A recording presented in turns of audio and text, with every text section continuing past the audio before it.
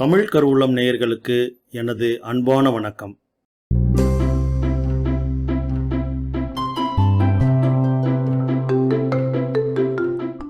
இந்த பதிவில் நம்ம எப்படி விசுவல் ஸ்டுடியோ கோட் எடிட்டரை வச்சு ஒரு ஜாவா ப்ராஜெக்ட் கிரியேட் பண்ணுறது அப்படிங்கிறத பார்க்கலாம்.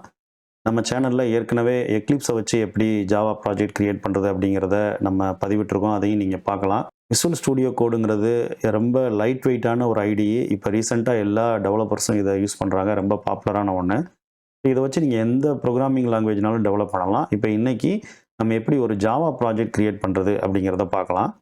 இந்த பதிவுக்கு போகிறதுக்கு முன்னாடி நீங்கள் ரெண்டு விஷயத்தை நீங்கள் இன்ஸ்டால் பண்ணியிருக்கணும் உங்கள் கம்ப்யூட்டரில். ஒன்று OpenJDK அப்படின்னு சொல்லுவாங்க. உங்கள் டெர்மினலில் போய் நீங்கள் ஜாவா மைனஸ் வெர்ஷன் கொடுத்தீங்கன்னா மினிமம் உங்களுக்கு OpenJDK அல்லது Oracle JDK 11 இருக்கணும். அதுக்கப்புறம் விசுவல் ஸ்டுடியோ கோட் வெப்சைட்டில் போய் நீங்கள் இந்த எடிட்டரை இன்ஸ்டால் பண்ணியிருக்கணும். இது ஒரு 70 MB. இந்த ரெண்டு லிங்க்கையும் நான் உங்களுக்கு டிஸ்கிரிப்ஷனில் கொடுக்குறேன். நீங்கள் விசுவல் ஸ்டுடியோ கோட் எடிட்டரை இன்ஸ்டால் பண்ணிவிட்டு நீங்கள் என்ன பண்ணலாம், இங்கே பார்த்தீங்கன்னா இடது பக்கத்தில் எக்ஸ்டென்ஷன்ஸ் அப்படின்னு சொல்லி ஒரு ஐக்கன் இருக்கும். அதை கிளிக் பண்ணுங்கள். அதில் ஜாவா அப்படின்னு சொல்லி டைப் பண்ணுங்கள். ஜாவா எக்ஸ்டென்ஷன் பேக் அப்படின்னு சொல்லி மைக்ரோசாஃப்ட்லேருந்து ஒரு பிளகின் கொடுத்துருப்பாங்க எக்ஸ்டென்ஷன். அதை நல்லா நோட் பண்ணிக்கிறணும். அதை நீங்கள் இன்ஸ்டால் பண்ணிக்கிறணும். அதை இன்ஸ்டால் பண்ணும்போதே பார்த்தீங்கன்னா உங்களுக்கு language support, debugger, test runner, Maven for Java, project manager இது எல்லாமே கிடச்சிரும். இதை இன்ஸ்டால் பண்ணி முடித்த உடனே Ctrl+Shift+P கொடுங்க. மேக்காக இருந்தால் Command+Shift+P கொடுங்க. இங்கே பாருங்கள், கிரியேட்னு இதில் டைப் பண்ணிங்கனாலே கிரியேட் ஜாவா ப்ராஜெக்ட்னு வரும். இதை செலக்ட் பண்ணிக்கோங்க.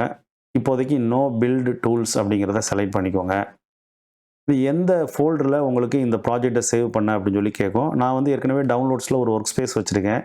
அதை செலக்ட் பண்ணிக்கோங்க. நீங்கள் என்ன பண்ணலாம், ஒரு மை டாக்குமெண்ட்ஸில் ஒரு ஜாவா ஒர்க் ஸ்பேஸ்னு ஒன்று க்ரியேட் பண்ணிவிட்டு அதுக்குள்ளே உங்கள் ஜாவா ப்ராஜெக்ட்ஸ்லாம் சேவ் பண்ணிக்கலாம். ஸோ எளிமையாக சொல்லப்போனால் உங்களோட ஜாவா ப்ராஜெக்டை நீங்கள் எந்த ஃபோல்டருக்குள்ளே சேவ் பண்ண விரும்புகிறீங்களோ அதை இங்கே தேர்ந்தெடுக்கணும். அதை சூஸ் பண்ணிவிட்டு இப்போ ஒரு ப்ராஜெக்ட் நேம் கொடுக்கலாம். டெமோ அப்படின்னு சொல்லி நான் ப்ராஜெக்ட் நேம் கொடுக்குறேன். இங்கே பார்த்தீங்க அப்படின்னா உங்களுக்கு அந்த ப்ராஜெக்ட் விண்டோ ஓப்பன் ஆயிரும்.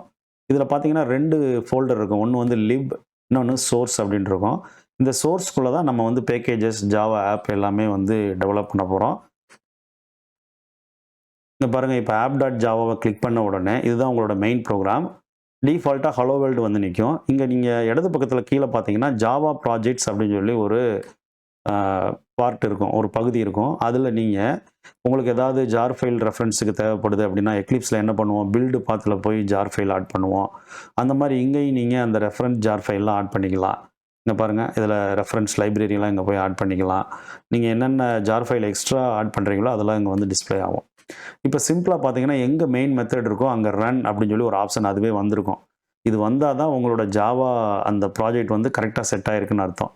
இல்லைனா நீங்கள் மறுபடியும் க்ளோஸ் பண்ணி கூட ஓப்பன் பண்ணலாம். அதே மாதிரி டாப் ரைட் கார்னர்லேயும் நீங்கள் அந்த ரன் பட்டனை பார்க்கலாம். இப்போ நான் இதை கிளிக் பண்ணுறேன். இங்கே பாருங்கள், ரன் ஆகி எனக்கு ஹலோ வேர்ல்டு அப்படின்னு வந்துருச்சுங்களா?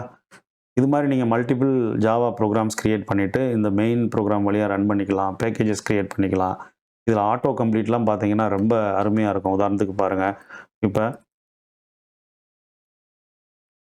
பாருங்கள், ஆட்டோ கம்ப்ளீட்லாம் ரொம்ப லைட் வெயிட்டாக இருக்கும். நீங்கள் டைப் பண்ண வந்துக்கிட்டே இருக்கும் உங்களுக்கு. ஸோ இது ஒரு ரொம்ப சிம்பிளான அதே நேரத்தில் பவர்ஃபுல்லான ஒரு ஐடி. இதை யூஸ் பண்ணி நீங்கள் க்ரியேட் பண்ணி பாருங்கள். எக்லிப்ஸுக்கு பதிலாகவோ அல்லது இன்டெலிஜுக்கு பதிலாகவோ நீங்கள் இதை உங்கள் ப்ராஜெக்ட்டுக்கே பயன்படுத்தலாம். ஸோ இதை நீங்கள் இன்ஸ்டால் பண்ணி இந்த ஒரு ஜாவா ப்ராஜெக்ட் க்ரியேட் பண்ணி ட்ரை பண்ணி பாருங்கள். ஏதாவது பிரச்சனைகள் இருந்தால் கமெண்ட் செக்ஷனில் கொடுங்க. நன்றி.